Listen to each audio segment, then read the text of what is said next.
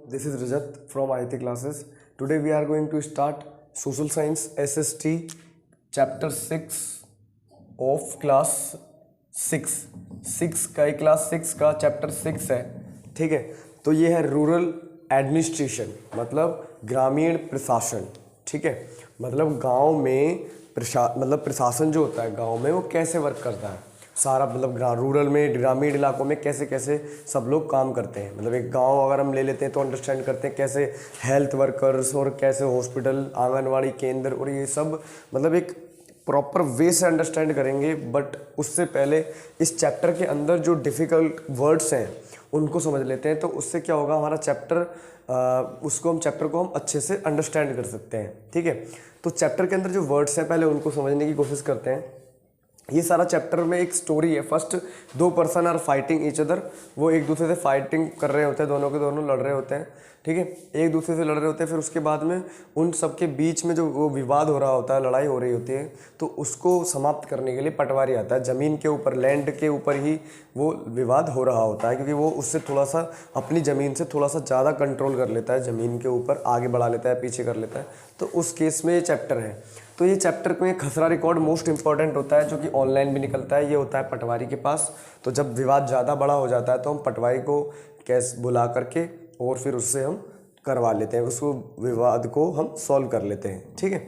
अब आते हैं, ये जो खसरा होता है पटवारी के पास होता है। पटवारी जो होता है वो सारे लैंड रिकॉर्ड रखता है, पहले यही दे रखा है लैंड रिकॉर्ड के बारे में। अब हम पढ़ेंगे government and it's administrative work in rural area. सरकार और इसके प्रशासनिक काम जो होते हैं वो गांव में कैसे कैसे होते हैं। ये तो इसके फर्स्ट एक मतलब मेन पॉइंट हो गया, लेकिन उससे पहले मैं तो वर्ड पढ़ा रहा हूँ, तो इसी पूरे चैप्टर में जो ये वर्ड्स हैं उनको अंडरस्टैंड करते हैं, ठीक है। फर्स्ट है रूरल। रूरल का मतलब होता है ग्रामीण, और एडमिनिस्ट्रेटिव मतलब होता है आपका प्रशासनिक, ठीक है। राजस्व मतलब रिवेन्यू मतलब राजस्व मतलब जो भी पैसा इकट्ठा करती है गवर्नमेंट। जैसे हमने ज़मीन ली तो वो सारा पैसा गवर्नमेंट का जो भी पैसा होता है, सरकार पैसा टैक्स के रूप में हो गया, मतलब जो भी हमारा रिवेन्यू कलेक्ट होगी, सरकार जो रिवेन्यू करेगी टैक्स पर, ज़मीन सब्जी वगैरह उगाने पर या फिर ज़मीन कोई मतलब जो भी हमारा लैंड टैक्स, हाउस टैक्स वगैरह जो दिए जाते हैं वो सब राजस्व, वो सब हमारा रिवेन्यू होता है। रिवेन्यू को कलेक्ट करता है रिवेन्यू ऑफिसर, जिसे हम तहसीलदार कहते हैं, ठीक है। तो ये रिवेन्यू। फिर उसके बाद में सुबॉर्डिनेट का मतलब होता है कि किसी के अधीनस्थ व्यक्ति, मतलब अगर मैं हूँ ऊपर, यहाँ पे मेरे नीचे काम करने वाला मेरा सुबॉर्डिनेट होगा, ठीक है। जैसे आईएएस का सुबॉर्डिनेट एसडीएम हो गया, और एसआई का सुबॉर्डिनेट एएसआई हो गया, सही है। अब आते हैं ये सुबॉर्डिनेट। अब है यहाँ पर गाँव है, मतलब जैसे रूरल है, ग्रामीण इलाका है, तो वहाँ पर लॉ एंड ऑर्डर भी मेंटेन करना होता है। लॉ एंड ऑर्डर को मेंटेन करती है हमारी पुलिस में जो आपका लॉ एंड ऑर्डर को मेंटेन करवाती है पुलिस में जो स्टेशन हाउस ऑफिसर होता है, जिसे हम एसएचओ कह देते हैं, वो वहाँ का मेन होता है। और उसी के नीचे सारे पुलिस जो भी नीचे होते हैं वो सब उसके काम करते हैं, वो सब उसके सुबॉर्डिनेट होते हैं। ड्वेल मतलब होता है रहना सहना, जो कोई बाहर से आके कुछ रहने लग जाते हैं, ड्वेलर्स, घुमक्कड़, ड्वेल करना, रहना।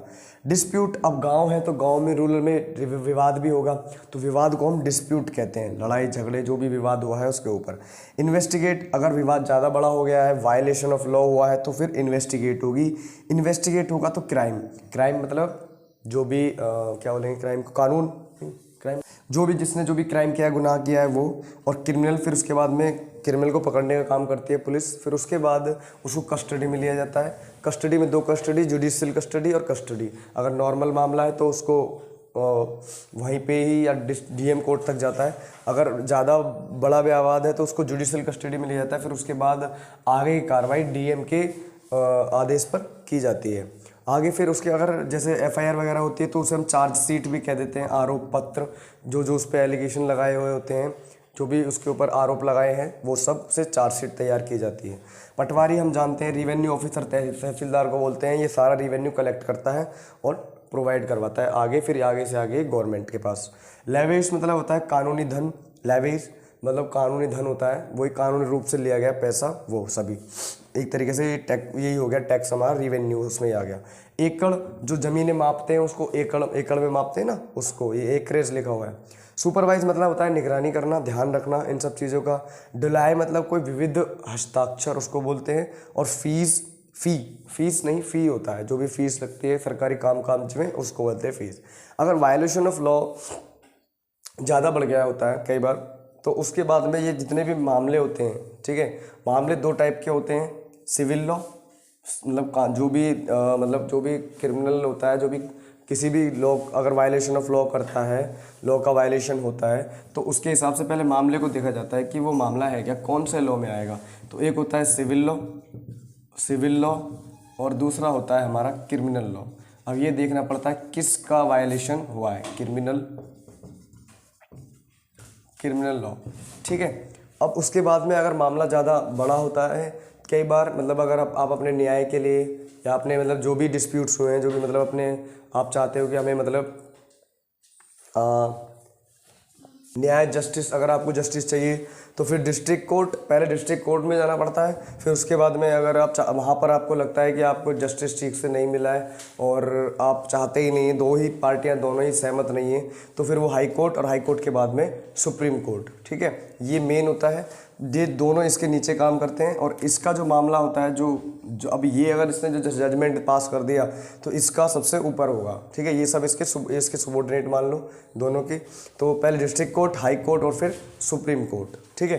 तो this is all about chapter number 6 के कुछ डिफ़िकल्ट वर्ड्स हैं ये भी अब हमें समझ में आ जाएंगे, तो अब चैप्टर को समझना आसान होगा, ठीक है। फिर मूव करेंगे हम इसके नेक्स्ट चैप्टर के, थोड़ा सा अंदर घुसने की कोशिश करेंगे और इसके इंट्रोडक्शन के बारे में भी पढ़ेंगे। तो this is all about chapter number 6, तो फिर आगे मूव करेंगे।